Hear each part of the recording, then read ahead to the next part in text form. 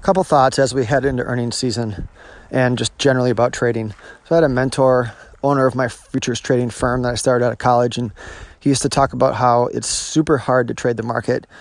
That's a job all by itself, very difficult one. But when you start trading your own P&L, your ups and downs, your swings, your catastrophizing about how it could get worse and here we go again, all of that stuff, you become emotional and you make decisions that are the very worst they could be at the time that you least need to have them. And when you just focus on the market, it's 50% easier to do the job. So one way you can do that is to trade a size that's medium to small.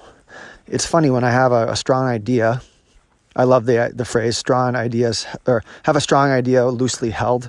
You're willing to drop it and change. But when I have a strong idea and I trade a little smaller, I end up figuring out a way to get bigger and figuring out a way to make money or take a small loss. When I trade too big, I freeze and I have problems, and you get committed to it. It's the same thing when someone digs in about an argument, they just start getting committed, and a lot of times the logic of the reason they like the argument goes away and they still dig in. So it's the same thing with trading too big. The other thing is about recency bias and remembering the first thing and the last thing that has happened. So going into earnings season, things started off decently well. The market's priced for a good earnings season. So a lot of times what happens is if earnings start to struggle in the middle, the market could have a lot of problems because it's liking what it saw right away and we're running up into it.